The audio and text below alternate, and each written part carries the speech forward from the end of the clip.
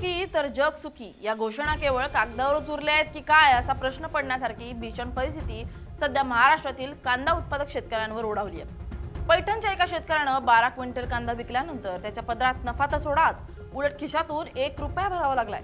या अन्यायाचा निषेध म्हणून संतप्त शेतकरी पुत्रानं थेट मुख्यमंत्री देवेंद्र फडणवीस यांना एक कांदा आणि 1 रुपयाचं नाणं पार्सल पाठवून सरकारचे डोळे उघडण्याचा प्रयत्न केलाय। पैठण तालुक्यातील वरुडी येथील प्रकाश गलधर आणि सुधाकर सुलताने या कांदा उत्पादक शेतकऱ्यानं रक्ताचं पाणी करून शेतात कांदा पिकवला। मोठ्या आशेनं त्यांनी 12 क्विंटल कांदा पैठण कृषी उत्पन्न बाजार समितीत विक्रीसाठी आणला।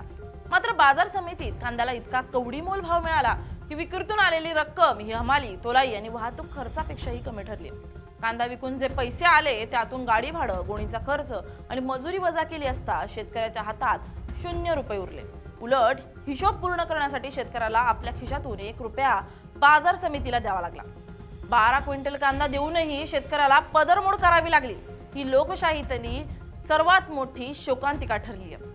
या घटनेनं संतप्त झालेले शेतकरी पुत्र सुधाकर सुलताने आणि प्रकाश गलधर यांनी या अन्यायाविरोधात अनोखं आंदोलन छेडलंय। त्यांनी मुख्यमंत्री देवेंद्र फडणवीस यांना एक पत्र लिहिलं आणि त्यासोबत एक कांदा आणि तो 1 रुपया पार्सलद्वारे पाठवून दिला। सरकार लाडकी बहीण योजना राबवत आहे, पण त्याच बहिणीचा भाऊ असलेला शेतकरी आज रस्त्यावर आलाय। व्यापाऱ्यांनी आमचा कांदा अक्षरशः फुकट लुटलाय। जर 12 क्विंटल कांदा देऊनही आम्हाला 1 रुपया भरावा लागत असेल तर सरकारनं आमची मानच छाटून टाकावी, अशा तीव्र भावना त्यांनी पत्रात व्यक्त केल्या। नमस्कार, मी सुधाकर रामकिसन सुलताने। आमच्या पैठण तालुक्यातील वरुडी येथील प्रकाश गलधर या शेतकऱ्यांनी नुकताच आपला कांदा पैठण कृषी उत्पन्न बाजार समिती येथे विकला असता त्याच्या 12 क्विंटल कांद्याला 1 रुपये प्रति किलोचा भाव मिळाला। त्याला नफा मिळणे तर दूरच, परंतु त्याच्याच खिशातील 1 रुपया त्यांना त्या ठिकाणी द्यावा लागला।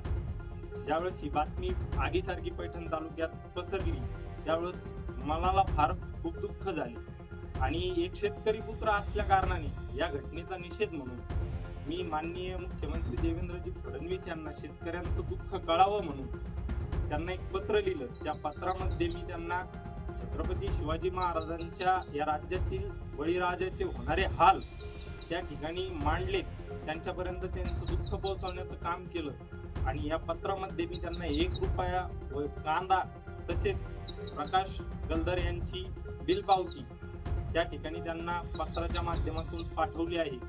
आशा व्यक्त करतो की माननीय मुख्यमंत्री देवेंद्र फडणवीस नक्कीच कांदा उत्पादक शेतकऱ्यांबाबत योग्य निर्णय घेतील आणि त्यांना दिलासा देतील, शेतकऱ्यांना या संकटातून बाहेर काढतील अशी या ठिकाणी मी आशा व्यक्त करतो। छत्रपती संभाजीनगर जिल्ह्यातील बाजार समित्यांमध्ये कांद्याचे दर 100 ते 150 रुपये प्रति क्विंटल म्हणजेच 1 ते 1.5 रुपये प्रति किलो पर्यंत खाली घसरले। तर 1 एकर कांदा लावण्यासाठी मशागत, बियाणं, खतं, औषध फवारणी आणि मजुरी असा मिळून सुमारे 40 ते 50 हजार रुपये खर्च येतो। 1.5 रुपये दरानं कांदा विकला तर काढणीचा खर्चही निघत नाहीये। शेतातून कांदा काढला तर दर नाही आणि साठवून ठेवला तर उन्हामुळे किंवा पावसामुळे तो सडतोय। अशा दुहेरी संकटात बळीराजा सापडलाय। या घटनेनंतर राज्यातील राजकीय वातावरण तापलंय। शेतकऱ्यांनी आता प्रतिकात्मक आंदोलन सोडून रस्त्यावर उतरण्याचा इशारा दिलाय। कांद्याला उत्पादन खर्चावर आधारित किमान हमी भाव मिळावा ही मागणी आता जोर धरू लागली आहे। निसर्गाच्या लहरीपणाशी झुंज देऊन पीक उभं केलं, पण बाजारातील लुटालूट कशी थांबवायची असा सवाल शेतकरी विचारतात। सरकारनं महिलांसाठी अनेक योजना आणल्या असल्या तरी त्याच कुटुंबाचा कणा असलेला शेतकरी जेव्हा उघड्यावर येतो तेव्हा घराचं अर्थचक्र थांबतं। सुधाकर सुलताने यांनी आपल्या पत्रातून हेच स्पष्ट केलंय की जोपर्यंत शेतीमालाला भाव मिळत नाही तोपर्यंत कोणत्याही योजना शेतकऱ्याचे अश्रू पुसू शकणार नाही। पैठणच्या या शेतकऱ्यांना पाठवलेला तो 1 रुपया हा केवळ शिक्का नाही, तर तो सरकारच्या कृषी धोरणावरील एक चपराक आहे। 12 क्विंटल कांद्याची किंमत 1 रुपयापेक्षाही कमी होणं ही बाब महाराष्ट्रासारख्या प्रगत राज्यासाठी लज्जास्पद आहे। आता या पार्सल नंतर तरी मुख्यमंत्री आणि कृषी विभाग ठोस पावले उचलणार का, की बळीराजाचा हा आक्रोश हवेतच विरून जाणार? याकडे आता संपूर्ण राज्याचं लक्ष लागलंय। Bureau report LS Marathi.